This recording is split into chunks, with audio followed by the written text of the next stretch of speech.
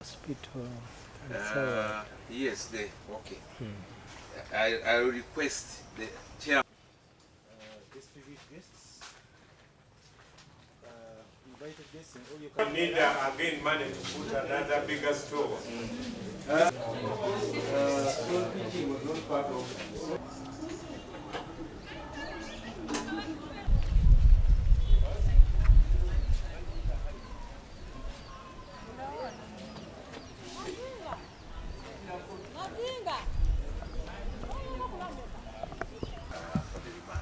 Thank you. Yeah. You want to invite me? I think I wanted you to say something. We are looking for funds to beautify this place. Yeah.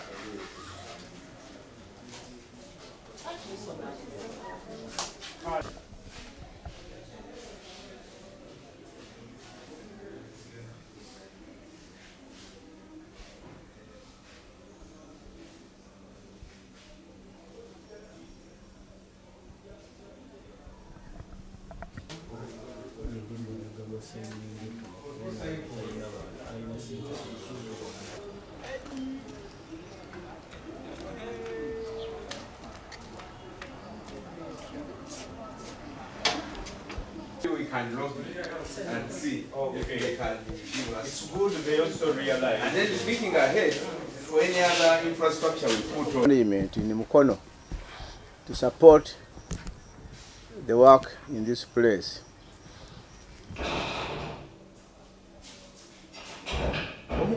Fenna bwe tumanyi nti mu bibuga tubeera n'ebitusomooza bingi era y'ensonga lwaki ndowooza mu ggwanga bw'otunuulira obulwadde bwa mukenenya busingako mu bibuga okusinga mu byalo. Fenna nga bwe tulaba kati ne bw'otunaba Vision 2040 nti abantu bangi bavudde mu byalo bazze mu bibuga. Kati ekibuga ekyaffe nga Mukono tulinaanye Kampala, tulina amakolero nga Namama Industrial Park, tulina oluguudo lwa Kampala Jinja Highway mu Uganda lwonna ndowooza lwe luguudo olusinga okubeera bize oluleeta abantu aba buli ngeri luyita mwaffe. Tulina bwe njogera nga ku luguudo oluleeta abantu kitegeeza mufuna abantu abava mu bitundu ebyenjawulo bangi abajja mu kibuga b'otamanyi gye bavudde. Tulina abajja okukolera muno bava gye bavudde ne bajja okunoonya emirimu. Tulina ebifo ebisanyukirwamu bingi ebyo byonna bireeta abantu ab'enjawulo abava gye bavudde. Mukono tulinaanye ennyanja era tukimanyi nti obulwadde buno mu bannaffe abavubi bukyaliyo bungi ate bwe bafuna ku ssente era bajja mu bibuga byaffe okukyakala. Kati ne weesanga nti ezo ze zimu ku nsonga n'ebirala abakozesa ebiragalagalagala abanywa ennyo omwenge abavubuka basinga muki mu bibuga. Tulina ne be tuyita banneekolera jange basinga mu bibuga tebabeera mu byalo.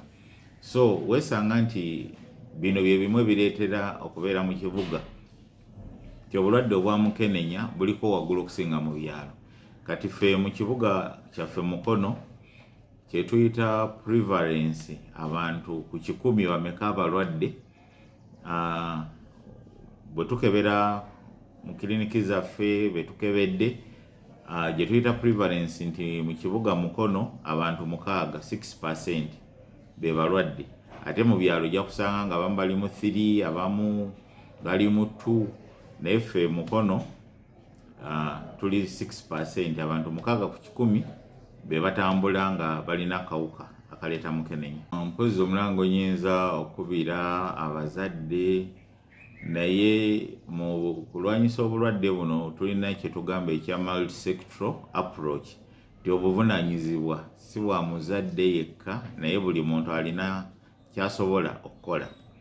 Naddala nti okusomoozebwa okusinga tukulaba mu bavubuka kitegeeza nti ffenna wamu buli omu waali kyokola office gyokolamu ekitongole kyokoleramu bizinesi gy'oli oba omulimu gwonna naddala abavubuka okulaba bo kubanga basinga balowooza nti si balwadde tebasobola kulwala ate nga batumanyi nti abavubuka bayita mu kusomozebwa kungi naddala abaana abawala ku mirimu gye banoonya emirimu obwavu obungi nga banoonya ssente embeera okubeerawo obutaba na bikozesebwa bino bisomoza nnyo abaana baffe abawala so ndowooza omulanga gwali badde eri buli muntu okuyambako naddala omwana omuwala okulaba nga abeera mu ssomero kubanga okusoma kuyamba nnyo omwana naddala omuwala abo abafunye ebizibu tubabuddeebudde twongere okulaba nga balina emirimu okwebeezaawo kubanga obutafuna bimuyamba kwebeezaawo kisomozo kinene mpozi n'ekirala nti twongere ebitongole ennaku zino za prevention sente ntonoko naye tukubiriza abantu nti bajumbire okwekebezaako ku malwaliro bw'oba ofunye obuzibu naddala abaana abawala abafunye embuto abamu nga tebanneetuuka abamu babakwata bukwasi baleme kusirikira mu byalo kubanga tulinawo enkola gye tugamba eya pep nti oli bw'aba oba defilement rape odduka mangu mu ddwaliro ne tugezaako okulaba nga tutaasa